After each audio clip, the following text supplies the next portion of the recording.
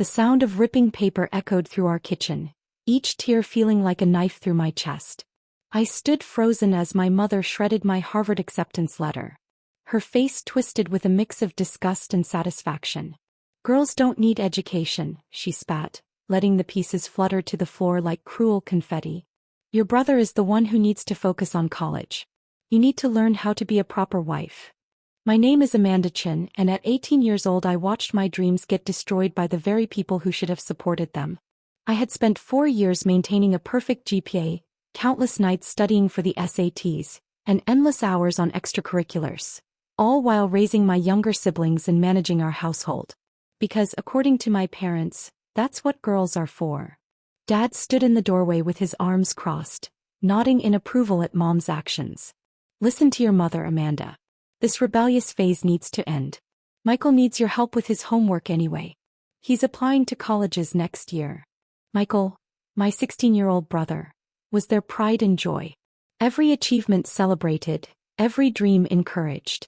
Meanwhile, my accomplishments were treated as distractions from my real purpose, being a future housewife. "But I got a full scholarship," I whispered, my voice trembling. "It wouldn't cost you anything." Mom's hand struck my cheek before I could finish. The sting was immediate, but the emotional pain cut deeper. "Ungrateful girl. Cost us nothing? What about the cost to your brother's future? Who will help him prepare for exams? Who will cook and clean while I'm at work?" I touched my cheek, feeling the heat of her slap. 10 years of straight A's, debate club president, editor of the school newspaper. All reduced to nothing because I was born a girl in a family that believed education was a male privilege. That evening I sat in my room staring at my reflection in the small mirror above my desk. The red mark on my cheek had faded, but the weight of my parents' expectations felt heavier than ever. On my desk were dozens of college brochures hidden inside my calculus textbook. Harvard had been my dream, but I had also been accepted to Yale, Princeton, and Stanford, each offering me a full scholarship. My phone buzzed. A text from Mrs. Patterson, my guidance counselor. "Did you get the Harvard letter?" I didn't know how to respond. She had been my greatest supporter, helping me secretly apply, writing recommendations, believing in me when no one else did. She knew my parents' beliefs, but she encouraged me to try anyway. "Amanda." Mom's voice carried up the stairs. "Michael needs help with his chemistry homework." I wiped my tears and hid the other acceptance letters deeper in my book. When I headed downstairs, I caught sight of the torn Harvard letter in the trash, coffee grounds dumped over it to make sure it stayed unreadable. Michael sat at the table, scrolling on his phone. "I don't understand how bonds work," he muttered, pushing his textbook toward me. I sat beside him, explaining concepts I'd mastered 2 years earlier. Mom watched from the counter, a satisfied smile on her face. "Good girl," she said, patting my head like I was a dog performing tricks. "This is where you belong, Amanda. Not filling your head with foolish dreams of college." I nodded, but inside something cracked open. They could tear up my acceptance letter, but they couldn't tear up my determination. That night, long after everyone had gone to bed, I pulled out my laptop and typed a message to Mrs. Patterson. "Need your help. Parents destroyed Harvard letter. Please don't give up on me." Her reply came within minutes. "Come see me first thing tomorrow. We'll figure this out." For the first time since watching my future get ripped apart, a spark of hope returned. The next morning I left for school an hour early, telling Mom I had debate practice. She barely looked up while pouring cereal into Michael's bowl.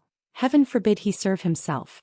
Mrs. Patterson was waiting in her office when I arrived, concern etched across her face.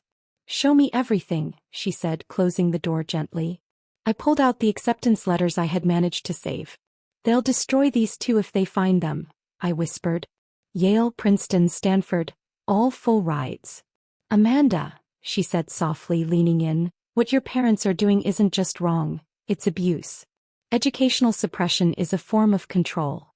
I swallowed hard. I had never thought of it that way. In our home, this was simply the way things were. Girls serve, boys succeed. "I have a plan," she continued. She pulled a folder from her desk. "I contacted Harvard's admissions office. They're willing to send all future correspondence through me. We can secure your spot without your parents knowing." My heart raced. "But how will I pay for books? Housing? My mom checks all my bank statements." Do you remember your summer job at the library? She asked. I nodded.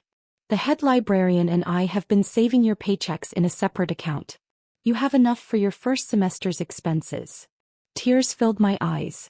While I had been fighting alone inside my own home, there were people quietly fighting for me. And for the first time, I allowed myself to imagine a future that was truly mine. Feeling alone and trapped, I realized something. These women, Mrs. Patterson, the head librarian, my teachers, had been quietly building an escape route for me. But reality hit hard. Mom would never let me leave. She would lock me in the house if she had to. That's why we need to be strategic, Mrs. Patterson said, pulling out a calendar. Orientation starts August 15th. Your brother has that big soccer tournament the weekend before, right? I nodded, finally understanding where this was going. Your parents will be gone all weekend for his tournament. That's your window. For the next hour we planned everything. Mrs. Patterson would help me secretly pack my essentials and store them in her garage. I would bring things to school a little at a time so nothing would look suspicious at home. The hardest part was pretending everything was normal. Every day I played my role perfectly, helping Michael with homework, cooking dinner, being the obedient daughter. Mom seemed pleased with my acceptance of my place. See, she said one evening as I washed dishes. You finally stopped this college nonsense. A daughter should know her place. I smiled weakly, thinking of the acceptance confirmation letter safely hidden in Mrs. Patterson's office. But my careful planning hit a snag 2 weeks before my escape. While cleaning my room, Mom found a Harvard brochure I had forgotten about, tucked between my mattress and the bed frame. What is this? She screamed, waving the brochure in my face. Still holding on to these ridiculous dreams? Dad ran into the room at the sound of her shouting. When he saw the brochure, his face darkened. I thought we dealt with this, he growled. It's old, I lied quickly. I just forgot to throw it away. Mom didn't buy it. You're grounded until further notice. No school activities, no library. Just home and school. We clearly can't trust you. My heart sank. The grounding threatened to destroy everything Mrs. Patterson and I had planned. How could I prepare for Harvard if I couldn't leave the house? That night, I sent a desperate message to Mrs. Patterson. They found a brochure. I'm grounded. Everything's ruined. Her response gave me life again. Nothing's ruined. We adapt. We overcome. The next day at school, she showed me the revised plan. Instead of gradually moving your things, we do everything in one night. The night before Michael's soccer tournament. It's riskier, but it's your only chance. Are you sure you want to do this? She asked gently. I thought about my mother's words. Girls don't need education. I thought about Michael's entitled attitude, the way my parents poured everything into his future while destroying mine. I've never been more sure of anything, I said, though my hands trembled. The night before the tournament arrived faster than I expected.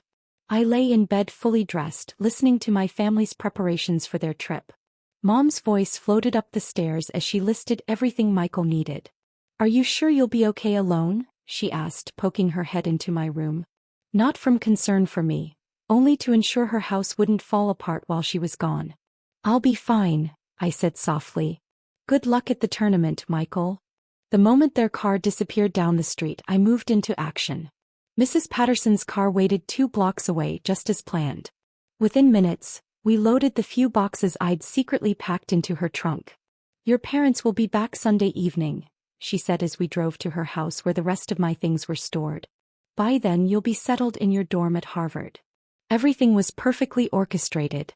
She had arranged an early move-in. A trusted friend would drive me to Cambridge in the morning. All my documents, including my birth certificate which she'd helped me quietly retrieve over the past months, were safe in my backpack. But life has a way of throwing curveballs. As we loaded the last box from her garage, my phone lit up with Mom's picture. My hands shook as I declined the call. Then came the text. Michael's tournament was cancelled due to weather. We're coming home. Answer your phone. Amanda, where are you? Mrs. Patterson saw the panic on my face. We need to leave. No. Your flight's in 3 hours. This is your only chance. The drive to the airport was the longest 30 minutes of my life. My phone buzzed with angry messages from my parents. Then came the final one from Mom. If you're doing what I think you're doing, don't bother coming back. At the airport, Mrs. Patterson pulled me into a tight hug. Your parents may not be proud of you, she whispered, but I am. Go show the world what you're capable of. 10 years later, I stood in front of a packed auditorium at Harvard Medical School, delivering the commencement speech as the youngest female department head in the school's history. The irony wasn't lost on me. The girl who didn't need education was now Dr. Amanda Wilson, pioneering researcher and educator. As cameras broadcast my speech live, I knew my parents would be watching. They watched all my TV appearances now, telling their friends how they had always supported my dreams. Education isn't just about books and degrees, I said into the microphone, my voice steady. It's about breaking free from the limitations others place on you. 10 years ago, I was told that girls don't need education. Today, I'm telling every girl out there, your mind is your most powerful asset. Don't let anyone take that from you. The applause thundered through the hall, but I wasn't done. And to the parents in this audience, your daughter's dreams are not a threat to your son's success. They are not a disruption to your plans. They are a promise of something extraordinary. After the ceremony, my assistant handed me a note. Your parents are waiting outside the auditorium. For the first time in 10 years, I faced them, not as their obedient daughter but as Dr. Wilson, the woman who proved them wrong. Mom was crying. Dad looked uncomfortable. We're so sorry, Mom began. I raised a hand. Save it, I said calmly. I didn't succeed because of you or in spite of you. I succeeded because I chose to believe in myself when you wouldn't. I turned to walk away, then paused. Oh, and Mom? Girls don't just need education. They deserve it every bit as much as their brothers. Walking away from them felt different this time. 10 years ago, I had left in secret, scared and uncertain. Now I walked away with my head held high, my heels clicking on the marble floor, knowing that somewhere a young girl might be watching this broadcast, finding the courage to fight for her own dreams. Mrs. Patterson, now retired, still has my second Harvard acceptance letter, the one they sent directly to her. It hangs framed in her home office, a reminder that sometimes the greatest act of love is helping someone break free.